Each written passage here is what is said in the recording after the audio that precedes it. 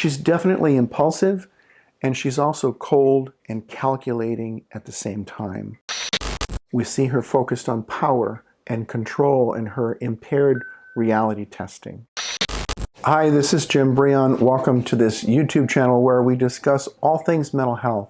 I'm a licensed marriage and family therapist and also licensed professional clinical counselor in Orange County, California. What I'm going to be talking about today is really kind of some of my reactions to the series on Netflix called Baby Reindeer. It's become very, very popular very quickly because it's really, I think, an excellent portrayal by some talented actors of some very serious mental health issues, and it's a very compelling story. It's entertaining, it's chilling, and disturbing all at the same time. This series depicts toxic relationships and how they change over time and the struggle of a person to get out of a toxic relationship. It's looking at stalking, emotional and verbal abuse, severe mental illness, and some of the themes that run throughout are sexual abuse, grooming, and internalized homophobia. Ultimately, this is a story about two people who are both struggling, who are lost and lonely, and trying to get through life in what seems like the best ways that they know how. What we see is trauma, abuse, and the cycles of abuse and the psychological effects of it, including trauma bonding in relationships. So I'm going to explore, just based on, my awareness of the DSM and diagnostic criteria, my own work, on what might be going on with these two people. I'm not going to be diagnosing anybody. I would have to actually work with the person to be able to diagnose what's happening with that person. But I am going to explore some things that might be happening with these specific characters.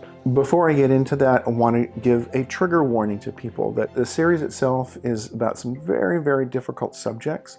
And what I'm going to be talking about is some of these different topics that are happening in the movie. So if you are triggered by these types of conversations, if maybe you're a victim of abuse or you're in a toxic relationship, just want to let you know that, you may be triggered by some of the things that we talk about. So in a nutshell, the two characters, there's Donnie, who is a comedian. He's really struggling to get his career to take off. He's struggling in a lot of different ways with his sexuality, with relationships, with his own ruminations, being trapped in his head, thinking and overthinking. He really struggles with his self-esteem and his self-concept. And then there's Martha, she's played by an actress named Jessica Dunning, who I think is just a charming actress.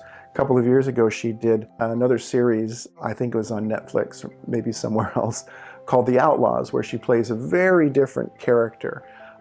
And she's actually a wonderful comedian herself. But she plays Martha, who is an unemployed attorney, and we don't really understand the reasons that she's not working, although we can sort of come to some assumptions based on what happens in the series. She's very depressed, lonely, disconnected, and clearly struggling with what appears to be untreated mental illness. Donnie works in a bar. He meets Martha there. He offers her a cup of tea, and that act of kindness starts the unfolding of a very unlikely relationship that quickly becomes very desperate and dangerous and enmeshed. Martha begins stalking him and escalating her boundary violations. She becomes increasingly obsessed and delusional. That's an important part of understanding what's happening here. Is Martha is suffering from delusions. In other words, the idea that there is a relationship between the two of them in the first place, that she's in love with him, he's in love with her. Delusions are considered to be psychotic features in some instances. They're fixed and false beliefs that the person holds on to even when there's evidence that they're not true. Now, Donnie, for his part, is kind of feckless when it comes to setting limits because of his own unhealthy boundaries. And the series really depicts the struggles that a person has leaving a relationship like this and healing once you're involved in a toxic relationship where these cycles of manipulation and dependency start happening. And you see this unfolding narrative of victims, persecutors, and abusers. Now, Donnie is very vulnerable because of his own history of abuse in an earlier relationship, and you can see that he's very easily manipulated. We see symptoms of impaired judgment, struggling with trust and reality testing, struggling with authentic connections, with his boundaries, especially his self-worth, and he's really self-loathing in a lot of ways. And you see how he's repeatedly triggered into the fight, flight, freeze, and fawn responses. And he loses a sense of himself and becomes self-destructive, self-sabotaging, and at the bottom of that well is the deep self-loathing that he has. Now, because Donnie is struggling so much with his own self-concept and his self-esteem, the attention he gets from Martha and her positive projections onto him boost his self-esteem, and he bonds in a trauma-bonded relationship with her. We see played out the cycles of idealizing, devaluing, and discarding, the intensity and then the relief, and the intermittent reinforcement that keeps these types of relationships in place, and why people find it so hard to leave a relationship like this. Here you see the cycle of when the stalking becomes very invasive and very intense, and then it stops for a while, and there's a sense of relief. And that intermittent reinforcement really helps to solidify those cycles. And Donnie starts to grow emotionally dependent on Martha. He struggles with fear and obligation and is confused and conflicted internally. He'll go to the police, but when he doesn't really tell them what's going on, and they can't really help him. We see the struggle between love and loyalty and the confusion that he is struggling with. And essentially what we're looking at are insights into his attachment style. It really makes you wonder how Donnie's past trauma has made him more vulnerable to Martha's manipulations and abuse. He misinterprets the attention from her as care, and he struggles to break free from not just her, but Darian, who's another abuser, somebody that groomed him and abused him sexually. Darian was a trusted mentor, an authority figure, somebody that was supposedly going to help him in his career. But then he abused his trust and abused him sexually and emotionally. And Donnie keeps going back to these abusers. Martha has untreated mental illness, and she's emotionally and mentally unstable. When we look at what might be going on with her, again, the caveat that I'm not her therapist, I'm just looking at what might be happening with her. But we see the spectrum of mental illness, especially when it comes to personality disorders. All mental health happens on a continuum, on a spectrum. And essentially what we see are overlapping patterns and possibly co-occurring mental health disorders. We definitely see narcissism. We see what looks very much like borderline personality features. Could possibly be looking at somebody with a bipolar disorder, maybe even with psychotic features. And we definitely see elements of erotomania. Now, Martha's main symptoms are the delusions and the emotion dysregulation. These are both aspects of erotomania, where somebody has a fantasy relationship where they fantasize that there's a relationship going on when there really isn't. Often people with erotomania project this onto somebody who may be rich, famous, or powerful, but it doesn't have to be. And essentially Martha is somebody who's deeply emotionally immature. She has very black and white thinking and lots of deep insecurities. She wants closeness, but she doesn't know how to maintain it in a mature, healthy way. And her struggle to achieve closeness is manifest as control, manipulation, and eventually as stalking. Some of the traits that we see are grandiosity and her shifting between two forms of contempt, grandiosity and shame. Grandiosity is when you're contemptuous or pretentious towards another person. Shame is when you're contemptuous towards yourself. And we see splitting, which is something that shows up many times in people with borderline personality. Splitting is looking at somebody either as all good or all bad. It's a very primitive defense mechanism that very young children hopefully grow out of as they develop emotionally. What we see depicted in Martha's mental health are also obsessions, where she becomes so obsessed that she finds different compulsions to deal with her obsessions. We also see what looks very much like catatonia, and makes you wonder if Martha had been, if we're looking at bipolar disorder, if she had been very manic and pursuing this relationship for a very long time, and then she reverts to sort of a depressed mood state where she sits across from his apartment day in and day out, waiting for a glimpse of him, and then he finally sees her and she's literally appearing catatonic, where she isn't moving, isn't responding. We do see pressured speech from her, which is a symptom of mania, where she talks incessantly and so quickly, and a lot of it is lies, totally made up stuff that has no basis in reality. So then we're questioning her reality testing. We see a lot of mood shifts, and often quite dramatic and sudden mood shifts. You can look at this through the lens of bipolar disorder, or also rapid cycling bipolar disorder that starts to look more like borderline traits. And she definitely has very deep-seated abandonment fears that are acted out impulsively. You can see this along with the grandiosity, where Martha is really, it seems like she is really focusing on what she perceives as a vulnerability in Donnie, sitting across the table from him saying, "You've been hurt. Tell me all about it. Tell me about the person who's hurt you."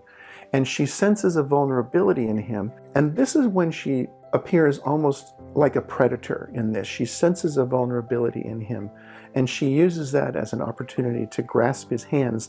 He feels desperately uncomfortable with this, and she won't let go. She won't let go. And she's trying to control him. When he finally pulls away and asserts some autonomy, she goes into a narcissistic rage and says, "Don't you dare." Personally, for me, and this is a totally non-clinical observation, but when I hear somebody say, "Don't you dare," to me, I immediately think narcissism. When we're looking through the lens of borderline personality, we don't see clear evidence of self-harming, except in limited moments when she senses Donnie pulling away and she realizes that she's overstepped her boundaries, and she'll start to hit herself in the head. Now, many people with borderline features self-harm and also have suicidal ideation, and we don't see those clearly depicted, although those are not necessary elements of a diagnosis of borderline personality. And again, borderline personality, like narcissism, operates on a continuum, on a spectrum. She's definitely impulsive, and she's also cold and calculating at the same time, and has very impaired empathy. At times, she appears very empathic, but you see that her empathy towards Donnie is actually weaponized in a lot of ways, and his vulnerability is weaponized. So thinking about Martha, all kinds of questions come to mind about her mental health, her history, her family history.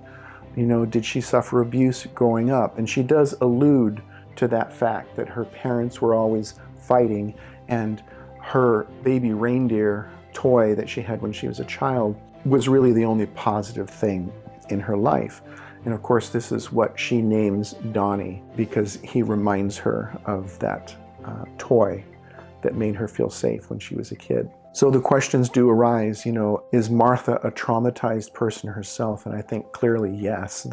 That character has lived through a lot of probably complex trauma, and probably has complex PTSD herself. Has she been a victim of abuse in childhood? One can look at this portrayal and see that she has most likely been a victim of abuse, and she's a perpetrator as well, as is Darian. She senses Donnie's vulnerability and preys upon it. She tries to infiltrate his psyche, so to speak. The portrayal of this character is very nuanced, and none of these are black and white portrayals.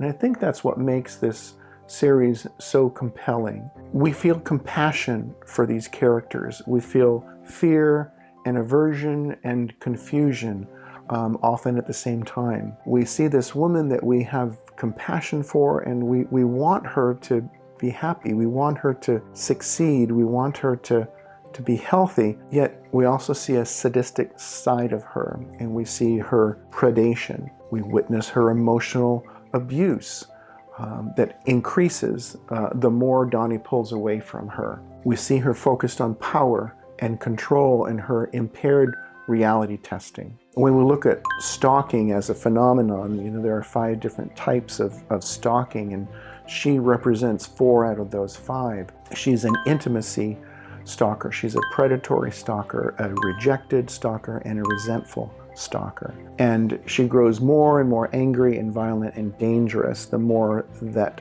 her demands are denied by Donnie. We also see in the character of Martha portraying affective realism. Affective realism is something that an emotionally mature person, when they're confronted with some reality that they don't like, rather than changing and adapting themselves to the new reality, they change their reality. And basically, their reality is whatever it feels like to them. We also see role reversals happening between the two of them. When we see Martha as boundaryless and at times one-up, grandiose, she's angry and she's controlling, and then she's one down and shame-filled. She becomes love-dependent. So then it brings up questions also as to, like, why did Donnie keep going back? Why didn't he go to the police immediately? Why didn't he really pursue restraining orders? Why would he go back to Martha, and why would he go back to Darian? Why didn't he end it all immediately? Is he recreating in some way his own history of abuse? In some ways, we can see him as clearly sabotaging his own life.